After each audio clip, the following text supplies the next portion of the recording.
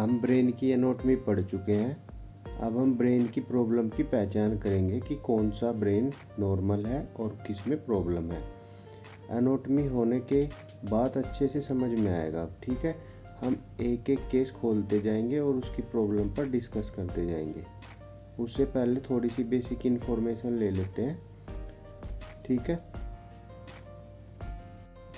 पहले मैं यहाँ से कोई केस खोल लेता हूँ एक जो हुआ है पुराना। यहाँ पे आप देखोगे ये ग्रे मैटर कहते हैं इसको, और इसको वाइट मैटर कहते हैं। ये T1 एक्सियल की इमेज है। ठीक है, कंट्रास्ट देने के बाद हम सारे प्लांट T1 के ही लेते हैं, कॉर्नल, एक्सियल और सजाइटल, क्योंकि कंट्रास्ट केवल T1 में ही नान्स होते हैं। ठीक है, मेन तो यही होता है। एक 3D लगा लेते हैं। अब हम T1 और फ्लेयर में डिफरेंस देख लेते हैं। ये फ्लेयर की इमेज है और ये T1 की इमेज है। कुछ को इसमें डाउट होता है T1 में और फ्लेयर में। आप देख रहे हो दोनों इमेज आपको दिखाई दे रही है, फ्लेयर और T1 की। फ्लेयर और T1 में वाइट मैटर और ग्रे मैटर का फ़र्क होता है, बाकी कोई फ़र्क नहीं होता है। इसमें फैट भी वाइट होता है और जो अंदर CSF होता है दोनों में ब्लैक होता है। ठीक है, और ब्रेन की आधी रिपोर्ट फ्लेयर से ही हो जाती है। ये मेन प्लान होता है फ्लेयर इसका। फ्लेयर देखो कुछ वाइट है। अगर फ्लेयर में कुछ वाइट है, वो इन्फार्क्ट नहीं है, हैमरेज नहीं है और ग्लाइसिस नहीं है, तो उसको बिना देखे आप कंट्रास्ट दे दो। ठीक है, हम डीप लेवल तक जाएंगे पर स्टेप बाय स्टेप। अब आप ये दोनों इमेज देखो, ये T1 एक्सियल की प्लेन इमेज है, ये T1 एक्सियल की कंट्रास्ट की इमेज है। इसमें आप देखोगे कंट्रास्ट वाली इमेज में फ़र्क है। इसमें जो अंदर ये सुपीरियर सजाइटल साइनस है, इसमें कंट्रास्ट आ गया है और आसपास की जो मेनिंजिस होती है वो वाइट हो गया है। बीच में आर्टरी है, उसमें भी कंट्रास्ट आ गया है। ठीक है, ये प्लेन और कंट्रास्ट का डिफरेंस है। हमें प्लेन और कंट्रास्ट में कभी कभी ऐसा होता है कि कंट्रास्ट नहीं पहुंच पाता है और हम स्कैन करके भेज देते हैं। तो ये यहाँ पे मेनिंजिस देखेंगे वाइट हो गई है कंट्रास्ट की वजह से, और बीच में आर्टरी होती है वो भी वाइट हो गई है। और जब ज़्यादा देर हो जाती है तो उसमें भी पहुंच जाता है कंट्रास्ट, आपके वेन्स में भी। और ये जो वेंट्रिकल के बीच में करोइड प्लेक्सस होते हैं, प्लेन में ब्लैक है और इसमें कंट्रास्ट वाली इमेज में देखो वाइट हो गए हैं। तो हमें कंफर्म हो गया है कि हमारा कंट्रास्ट पहुंच गया ब्रेन तक। ठीक है, एक तो हमने जैसे T1 एक्सियल ले लिया कंट्रास्ट देने के बाद। ठीक है, और हमें कंट्रास्ट देने के बाद एक T1 कॉर्नल और एक T1 सजाइटल लेना है। ठीक है, बस ये 3 मेन प्लान लेने हैं। कंट्रास्ट देने के बाद 8 से 9 ml तक कंट्रास्ट दे देते हैं, बच्चे को थोड़ा कम दे देते हैं। ठीक है, एक 3D T1 का ले सकते हैं। अब हम पहला केस खोल लेते हैं और उस पर डिस्कस कर लेते हैं उसमें क्या प्रॉब्लम है। ये फ्लेयर की इमेज है, ये T2 की इमेज है, ये T1 की इमेज है। ठीक है, ये प्रॉब्लम फ्लेयर में ब्लैक है, T2 में वाइट है और T1 में ये प्रॉब्लम ब्लैक है। ठीक है, ये प्रॉब्लम है ग्लाइसिस, मतलब ब्रेन का ये हिस्सा ख़त्म हो गया है, नॉट वर्किंग है, लाइक डैमेज एरिया। यहाँ से कोई मैसेज नहीं जा रहा है ब्रेन का। ठीक है, ये क्यों होता है? जब कोई हैमरेज या इन्फार्क्ट हो के पुराना हो जाए तो उस एरिया को डैमेज करके ग्लाइसिस बना देता है। ठीक है, ग्लाइसिस का एक और बड़ा भाई होता है, उसको बोलते हैं इंसेफ्लोमलेशिया। ये भी डैमेज एरिया ही होता है, और बस अंतर इतना होता है कि ग्लाइसिस थोड़ा नया होता है और इंसेफ्लोमलेशिया ज़्यादा पुराना होता है। और इंसेफ्लोमलेशिया के आसपास आपको फ्लेयर में देखोगे ये वाइटनेस दिखेगी, ग्लाइसिस में ये वाइटनेस नहीं दिखेगी। ये जो आप देख रहे हो ग्लाइसिस के आसपास वाइट फ्लेयर की इमेज में। अगर T1 में कोई एरिया ब्लैक है तो आप समझ जाओ ये ग्लाइसिस होगा। ग्लाइसिस एक तरह से स्ट्रोक द्वारा छोड़ा गया निशान होता है। तीनों इमेज में ग्लाइसिस आपको कुछ इस तरह से दिखाई देगा। फ्लेयर में ग्लासेस के आसपास थोड़ा ये वाइटनेस मैंने आपको बताया ये भी होती है। ग्लासेस के साथ दिखाई दे तो इसको एन्सेफलोमलेशिया बोलेंगे, मतलब ग्लासेस से भी पुरानी प्रॉब्लम है। ग्लासेस में कभी कंट्रास्ट नहीं देना है, ठीक है, ग्लासेस में कभी कंट्रास्ट नहीं देना है। अब हम दूसरा केस डिस्कस कर लेते हैं। ये पेशेंट्स MRI ऑर्बिट कराने आया था, इसको 4-5 दिन से कम दिखाई दे रहा था। ये T2 एक्सियल की इमेज है, ये दोनों ऑर्बिट हैं, ये राइट ऑप्टिक नर्व है, ये लेफ्ट ऑप्टिक नर्व है। आप दोनों नर्व को कंपैरिजन करके देखो ध्यान से। लेफ्ट ऑप्टिक नर्व के पास CSF है और राइट ऑप्टिक नर्व के पास CSF नहीं है, ठीक है, बिल्कुल मिनिमल सा भी नहीं है राइट के पास। अब हम T2 इसकी स्टर कॉर्नल की इमेज खोल लेते हैं। एक स्टर कॉर्नल में ये राइट ऑप्टिक नर्व है, ये लेफ्ट ऑप्टिक नर्व है, और जो आपकी लेफ्ट ऑप्टिक नर्व है उसमें CSF दिखाई दे रहा है वाइट, ये देखो वाइट वाला। जबकि राइट ऑप्टिक नर्व में CSF नहीं है, तो राइट ऑप्टिक नर्व में हो जाएगा इन्फेक्शन, इसको बोलेंगे ऑप्टिक न्यूराइटिस। ओके, मैंने आपको ऑर्बिट की चारों मसल बताई थी। ये सुपीरियर रेक्टस मसल, ये इंफीरियर रेक्टस मसल, ये मीडियल रेक्टस मसल और ये लैटरल रेक्टस मसल जो आई बॉल को घुमाती है, ठीक है, इसमें तो कोई डाउट नहीं है। अब हम अगला पेशेंट देख लेते हैं। ये अगला पेशेंट खोला मैंने, ये फ्लेयर की इमेज है। इसमें देखोगे तो आपको जगह जगह छोटे छोटे वाइट स्पॉट दिख रहे होंगे फ्लेयर में, और वेंट्रिकल के जो कॉर्नर होते हैं वो भी थोड़े थोड़े वाइट दिख रहे हैं, ठीक है। जब ये चीज़ 45 साल से ऊपर के पेशेंट्स में दिखे तो इसे रिपोर्ट में लिखते हैं सटल इस्कीमिया, जिसका मतलब होता है ब्रेन में ऑक्सीजन एंड ब्लड सप्लाई की कमी, जो कि एज बढ़ने पर सबको होती है, ये कोई बीमारी नहीं है, ठीक है। अगर किसी पेशेंट्स में ये स्पॉट्स बड़े और ज़्यादा हो तो उसको बोलेंगे डिफ्यूज इस्कीमिया रिपोर्ट में, ठीक है। यहाँ पे देखोगे ये फ्लेयर की इमेज है, इसमें आप देखोगे ये स्पॉट्स बड़े हैं और ज़्यादा है, तो इसको हम डिफ्यूज इस्कीमिया बोलेंगे। इस पेशेंट्स की एज 78 साल है, ये एज रिलेटेड चेंज होता है, ठीक है, ये कोई बीमारी नहीं है, ध्यान रहे, ये ब्रेन एडीमा नहीं है। उसकी पहचान हम आगे डिस्कस करेंगे। एडीमा अलग चीज़ है जो ब्रेन की सूजन होती है, ठीक है। एडीमा में कंट्रास्ट देना पड़ता है पेशेंट को। ये कुछ इस तरह से आएगा आपका, इसको इस्कीमिया बोलेंगे। ये एक तरह से अंदर ऑक्सीजन और ब्लड लेवल सप्लाई की कमी होती है। अब हम नेक्स्ट केस डिस्कस करेंगे। हमने नेक्स्ट केस खोल लिया और कंपेयर करेंगे। इसमें देखोगे ये फ्लेयर की इमेज है, ये T2 की इमेज है, ये डिफ्यूजन की इमेज है और ये ADC की इमेज है।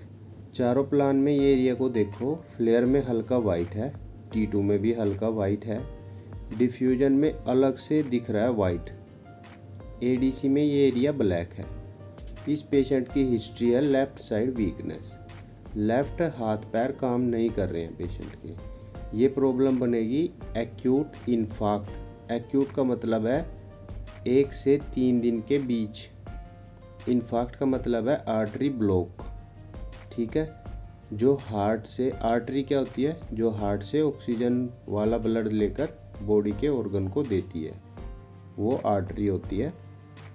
इन्फार्क्ट डिफ्यूजन में तो वाइट होगा ही होगा, पर अगर ADC में ब्लैक है तो एक्यूट इन्फार्क्ट होगा, और अगर ADC में वाइट है तो सब एक्यूट इन्फार्क्ट होगा। सब एक्यूट का मतलब होता है कि यह 3 दिन से ज़्यादा पुराना है, ठीक है, इसमें कोई डाउट नहीं है ना।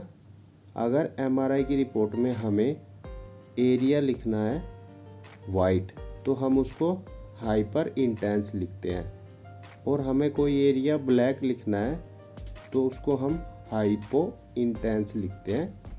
और ये एक्यूट इन्फार्क्ट ऑक्सीपिटल लोब का हो गया, ठीक है। ऑक्सीपिटल लोब सबसे छोटी लोब होती है ब्रेन की।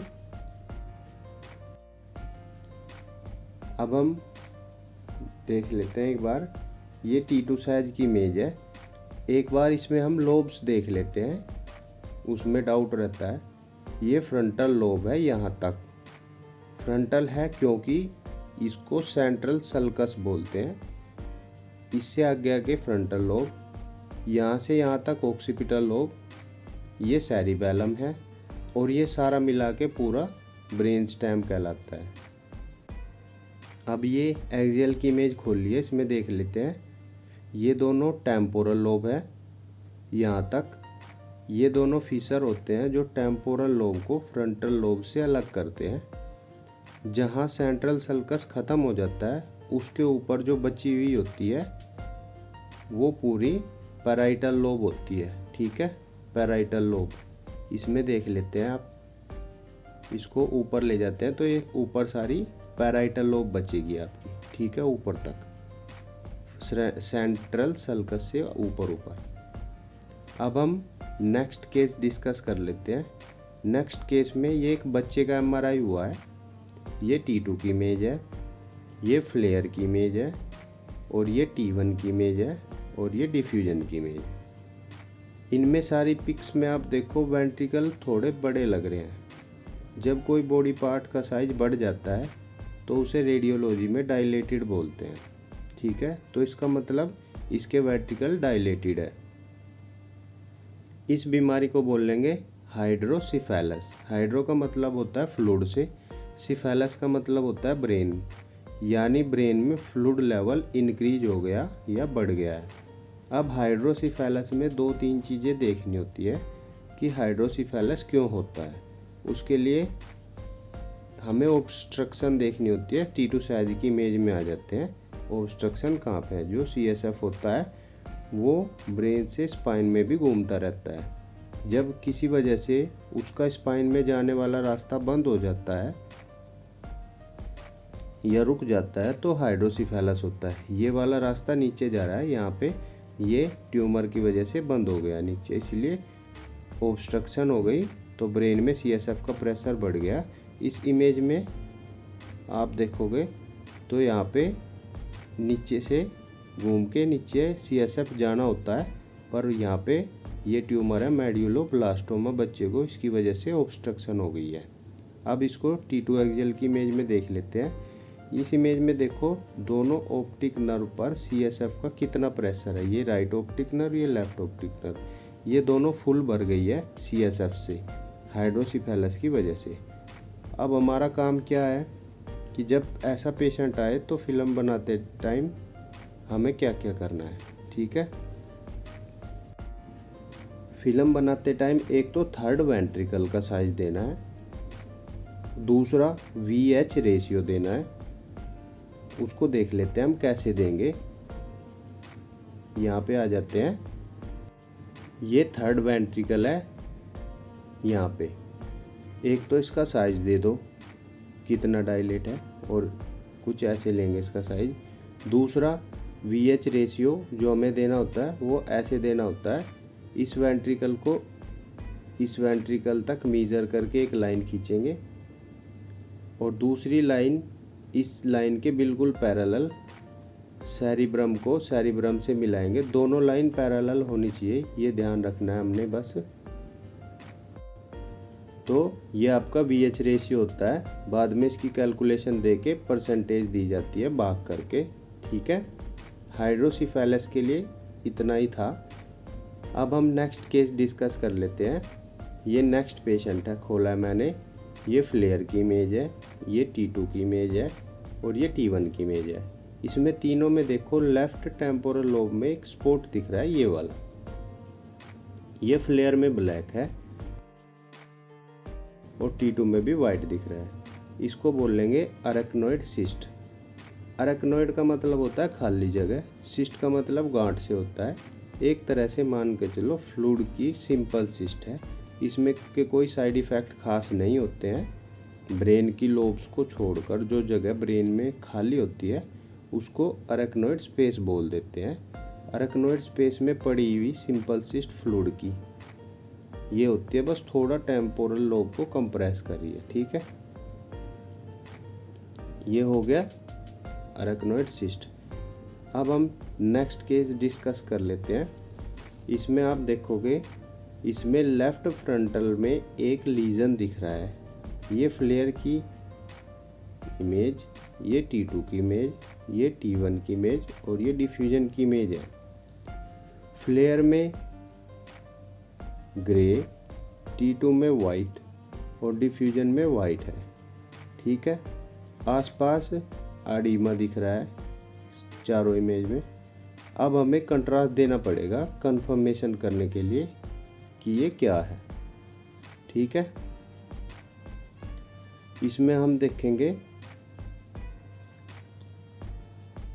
कंट्रास्ट वाली इमेज खोलनी पड़ेगी इसके लिए हमें। ठीक है, वो खोल लेते हैं एक बार, उसमें कंपेयर करेंगे। ये T1 प्लेन की इमेज है, ये T1 कंट्रास्ट की इमेज है और ये डिफ्यूजन की इमेज है।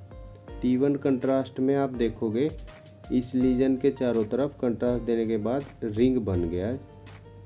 ठीक है, पहली बात ये। दूसरी बात, डिफ्यूजन में बिल्कुल वाइट हो तो ये प्रॉब्लम होगी एब्सेस। एब्सेस का मतलब होता है पस या मवाद। ठीक है, डिफ्यूजन में इनफैक्ट भी वाइट आता है पर वो इस तरह सॉलिड और राउंड शेप में नहीं होगा। ठीक है, ये चीज़ हमें याद रखनी है। तीसरी बात, जो ब्रेन की मिड लाइन होती है वो भी शिफ्ट हो गई है या खिसक गई है राइट साइड की तरफ एब्सेस की वजह से। आप एक चीज़ नोट कर रहे होंगे कि जो एब्सेस है उसके आसपास एडिमा हो गया है। एडिमा सूजन को बोलते हैं, एडिमा सूजन को बोलते हैं। एडिमा फ्लेयर में वाइट है, T2 में भी वाइट है और T1 में ब्लैक दिखाई दे रहा है।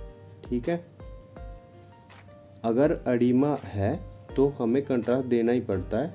ठीक है, और मिड लाइन शिफ्ट हमें देखना होगा कि हमें मिड लाइन शिफ्ट कैसे उसको मेज़र करते हैं, और वो डॉक्टर मांगता है कि पेशेंट्स को मिड लाइन शिफ्ट कितना हुआ है, वो ज़रूरी है। और ये एक प्रॉब्लम बड़ी होती है जब मिड लाइन शिफ्ट हो जाती है।